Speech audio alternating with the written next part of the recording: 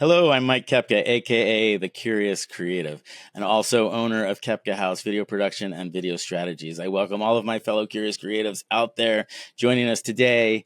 It is my pleasure to introduce to you Lisa Reid, co-founder of Nimble Works and more recently Vital Works. Lisa brings with her more than 3 decades of marketing experience. Her first 20 years or so were spent working for the big agencies in New York like McCann. But 10 years ago, she and her sister Barbara Pantuso decided to set out their own shingle. And what started as an idea and 2 people is now 40 or 50 strong. Their expertise is in positioning brands and campaigns in distinctive and powerful messaging in the healthcare and health technologies industries. When she's not writing compelling copy for multi-million-dollar accounts, she might be found sailing or powerboating on the Chesapeake Bay with her husband, Steve, and of course, lots of friends. But we are lucky to have her here today with us. Lisa, how's it going? Doing great, Mike. Very happy to be with you on The Curious Creative today. Thanks for having me. You're listening to The Curious Creative with your host and video expert, Mike Kepka. Thanks again for being here. I just want to start off. Tell me a little bit about how Nimble Works came to be. Yeah, so my sister Barbara and I have kind of had parallel paths in many ways throughout our careers, and worked at agencies together, in fact. And at the one agency we overlapped, we couldn't help but notice, not only are we sisters and good friends, we're actually pretty powerful collaborators. And, credit is due to Barbara for having an initial spark, that entrepreneurial notion to say to me at Thanksgiving and Christmas and every chance she got, we should do this ourselves one day. We really should. And I was busy raising 3 kids and kind of put it aside and thought, maybe.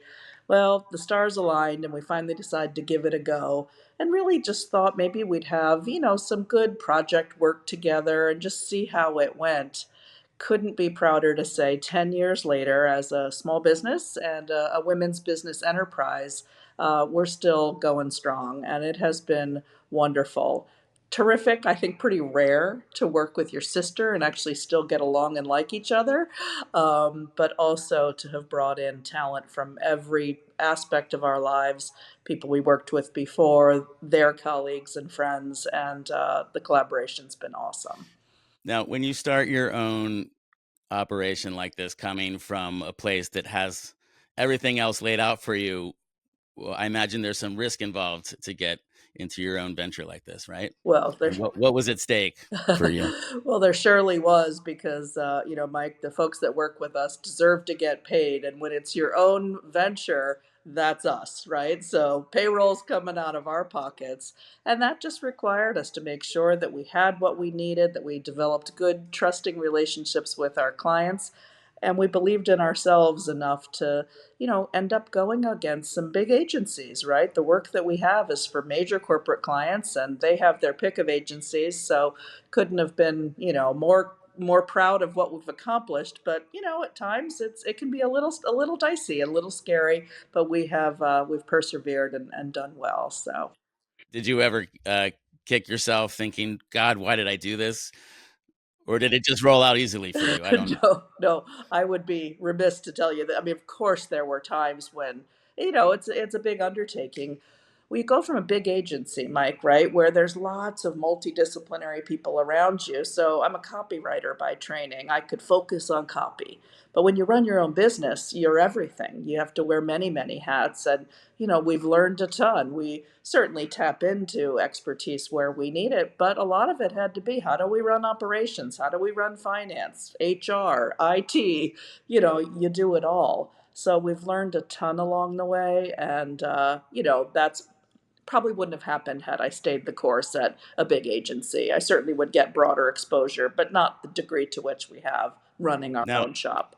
now, as I understand it, I've heard the story behind the scenes a little bit, but I think there's one client in particular that was sort of a game changer for you, and I want to know a little bit about the you know, tackling the big giants out there, and so just tell me who the client is and how that process went. Oh, thank you. Yeah, so we owe a great deal to Philips Healthcare.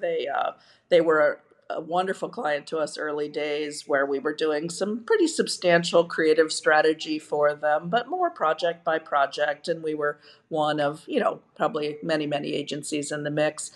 There came a point where they decided to consolidate their agency roster, which happens, right, from time to time. And, for every intents and purpose, we could have that could have been our swan song, right? We're a fairly small shop, and they were looking to consolidate to just a few, right? So we had a chance to pitch, and we thought, why the heck not pitch, right? We know their business, we care about them, and we believe in ourselves. So we threw our hat in the ring, and if I'm right, and my numbers may be off, some 40 odd agencies pitched that first round, right? And from everything I can tell, we might have been among the smallest, right? But we pitched and pitched our heart out and pitched out into the global audience that was Philips and is Philips today. And what do you think set you apart? Is it Was it your pitch itself, or was it the masterminds behind the pitch? How did you guys win this over such intense competition? Yeah, so Mike, we ended up going from 40 down to four, and I thought about it a lot. Barbara thought about it a lot, but then our customers told us, which was the passion, the voice, the deep emotional connection we brought to the work, and it was evident to them that we certainly had done all the rigor behind it. We understood their products, their portfolio of products, the marketplace, the customer insights, all the strategic considerations were there, and that's a huge part of it. I think the differentiator was the powerful voice we brought forward, just how deeply they could feel beyond our words, right? What was this conveying, and how they could see us help connect to their customers that they care about, right? Healthcare providers and ultimately patients that they serve. And when you're actually making this pitch, is there a point at which you're actually in the room with these people? Not in person. It's interesting. We've been a virtual agency, Mike, from the start, long before this was a thing, right? So we, in fact, wondered, how seriously we would be taken working, virtually. Now, of course, we were at the vanguard of all this, but we were in a Zoom, in a global Zoom, right? There were marketers from around the world, many of their different marketplaces, and so effectively with them, but not with them. And was it your I imagine it was you and Barbara together. I mean, was it was it what you were bringing to the table, or was it the magic of your pitch deck? I imagine it's not the pitch deck, right? The pitch deck is a backdrop, and as we create materials for customers, we believe that too, right? The pitch deck needs to serve the people presenting it, right? So when we were in the room, if you will, the virtual room with these folks, we really wanted them to get to know us and how much we care about their challenges, but really ultimately it's about the challenges that their customers face. And a lot of people say that they don't like to work in healthcare. They think there's, sexier industries out there. I, for one, Mike, have been in healthcare for 30 years. I believe in it now more than ever. And I am extremely grateful, and Barbara is as well, to work in healthcare. It's a passion we can get behind, right? Because we're all patients at some point. We've all been there in the room when these clinical decisions are being made. So I think that commitment, that passion, that understanding came through, and there we found ourselves, a David among Goliaths, if you will, Yeah, yeah, and sure. we couldn't have been happier to be there. Okay, now that we have you on the hot seat, I want to know some of your process. What goes into making successful marketing content for people? You have 30 years in the business. What is the secret sauce to creating good video, good copy that actually does something for your clients? And then what is it supposed to do for your clients?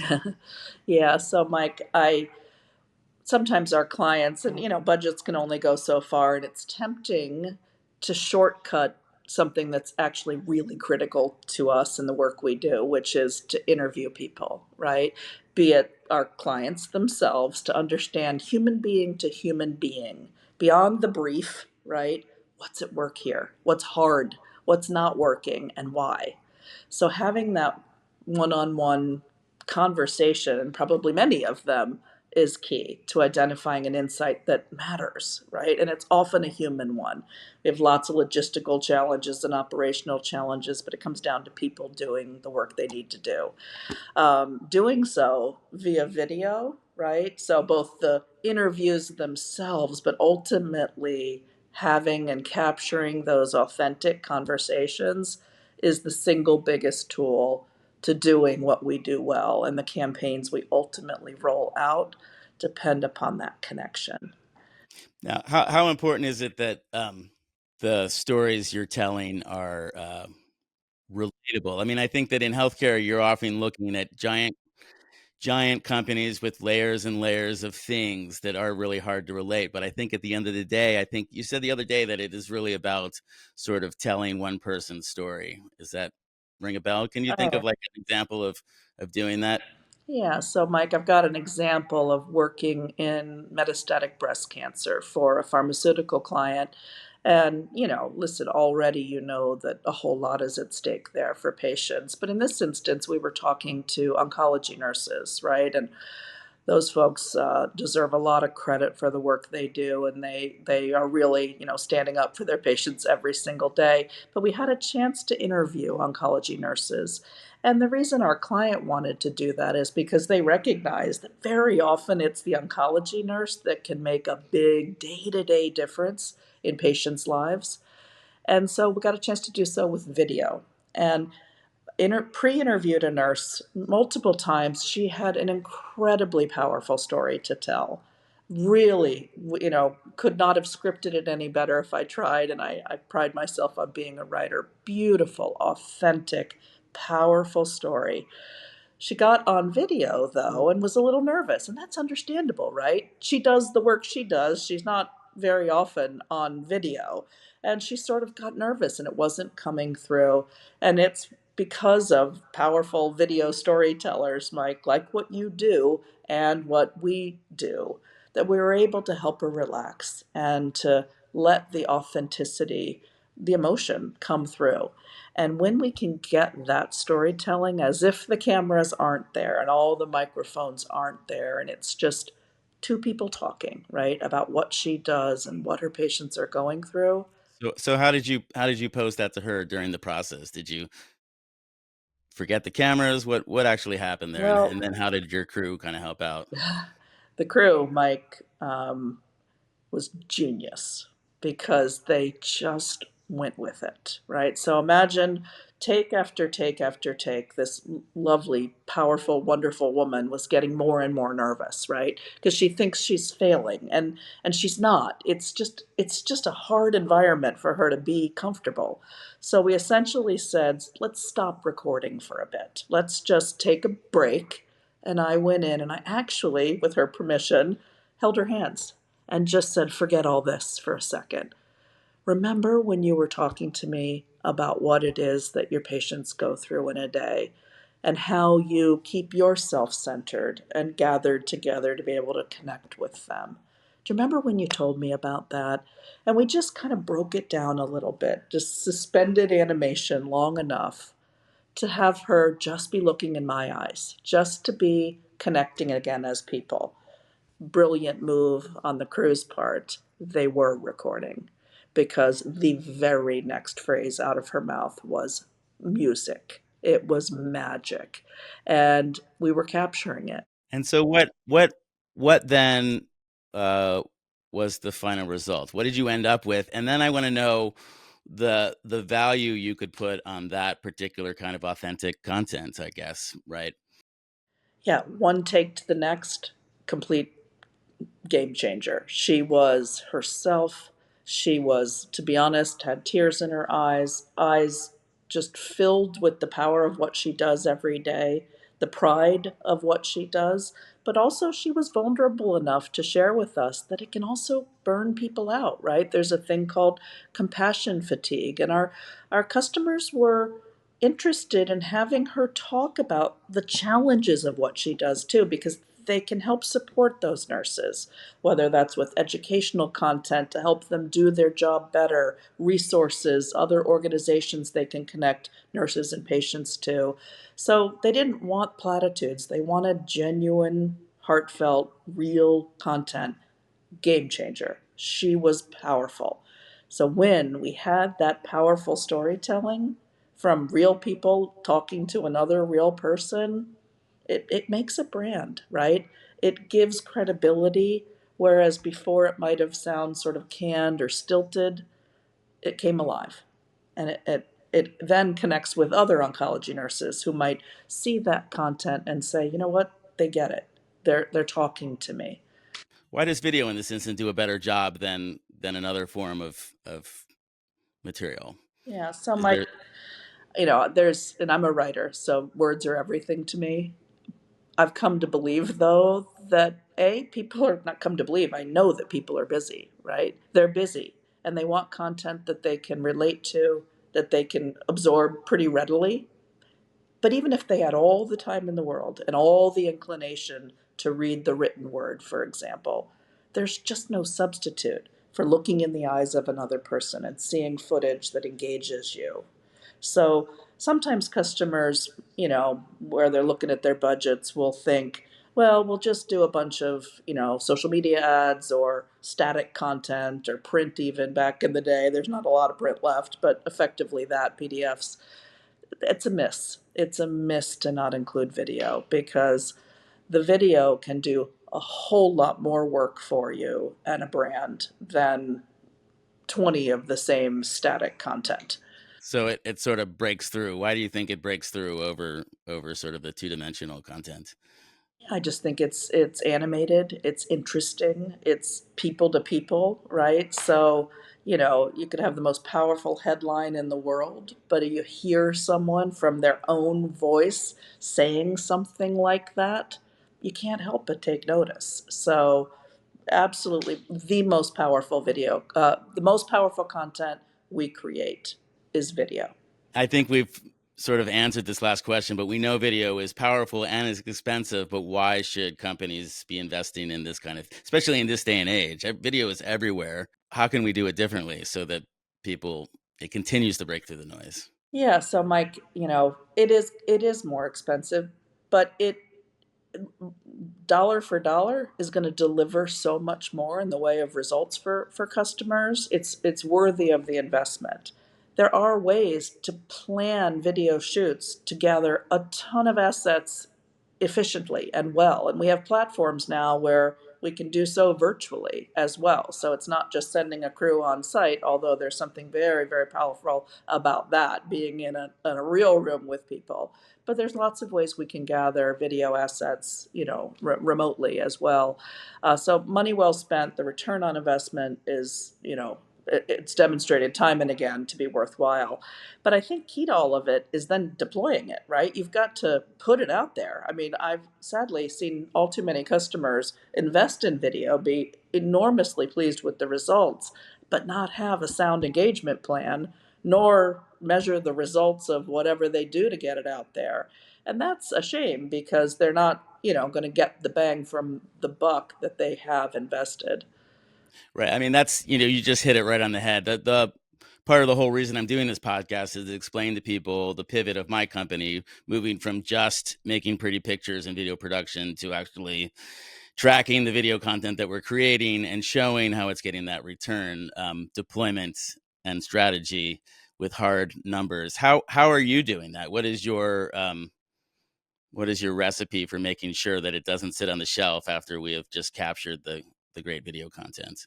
Yeah, well, key to that is understanding our personas, right? And the very channels where they're looking for information, the content types that they're looking for, and then working with our clients to make sure they have the media buys to support that. But that's important, right? And then developing video in this instance assets that we can do some A/B testing with, right? To understand, I mean, sometimes it could be a matter of a simple change or a slight edit and we've got something that's doing even more work for us. So it's not just creating it, it's monitoring how it's doing out there and then pivoting and getting something else out there. So all that is key to the process and it shouldn't be an afterthought, right? So Can you speak to any of the tools that you're using? Like, are you actually able to track how long somebody's spending on a video and where they stopped watching the video? And is that where you might make a change to the way it's presented? Or absolutely. So it's certainly not just, click throughs, right? Are we getting them there to begin with? But how long are they staying on it? At what point are they leaving it? And that could kind of point to maybe we've got a problem here. Maybe we can edit the upfront or midway through, create shorter, sort of shorter reels out of it to see if we can get more, engagement for the assets. And then are you presenting those findings and data to the clients? Are they Yeah. getting to see real time what's actually happening with your content? Yeah, so not real time yet, Mike, and I think that's the next step is to have them not wait for sort of end of month, if you will, analytics reports, but to bring that to them earlier on so that we can make those pivots, right? I mean, these are a lot of dollars invested. Customers, we should be able to edit and redeploy things more meaningfully throughout a period of time. I wanted to just touch a little bit on your pre-pandemic. We were all sitting in an office, um, and now it's just given that we're probably not. You guys were ahead of the curve, as you had mentioned earlier, and you've never actually been in a brick and mortar, right? Now you have, how many employees do you have, roughly speaking, and where are they located, and how does that work to your advantage, really? Yeah, Mike, you're right. Early days, we just worked out of our homes because it was the smart way to start a business as we were kind of getting our feet under us. Uh, Proved to be a productive way to run a business too. And kind of a benefit we discovered that I don't know that we thought initially is that we could recruit from anywhere, right? So if folks are joining us from their homes, from their home offices, we could tap into talent all over the world. So we have, in fact. So we have, I'd say, a concentration of people in the Northeast. That's simply because that's where our careers really took hold in the New York metropolitan area, but increasingly all over the US, in Canada, in Europe, so we can bring folks on wherever we find them. Lisa, I want to thank you again for being on the show, and I would like to have you back in about 6 months to do a check-in on where you guys are and how your advice is helping us further along. Is that something you would be open to doing? I'd love to do that, Mike. Thank you. And now, something I like to do with my guests is let them have the very last word. And I'm just wondering if you have any last thoughts for our audience when it comes to collecting data and returns on actual content that we're using for marketing purposes. Yeah, so I'm a creative professional, Mike, as likely many of your listeners are. Um, Video's fun to create, right? I mean, as a creative, nothing more I'd love to do than to create video. But that only goes so far, right? We have to figure out how to get it to the right places so the right people engage with it and take what meaning we intend for it. And we can have all kinds of ideas and I'd say strategically informed ideas, but measurement's key. We have to measure and see what they're actually interested in, how they're engaging, and optimize from there. When we do so, we're going to get more opportunities to do what we love, which is to create powerful video storytelling. So, integral to the process is that measurement, that engagement plan, that measurement, and the optimization. Thank you so much, Lisa. You talked about gold earlier. Everything you just said is gold. I look forward to talking and working with you again in the future. And curious creative fans out there, thanks so much for tuning in, and we will catch you next time.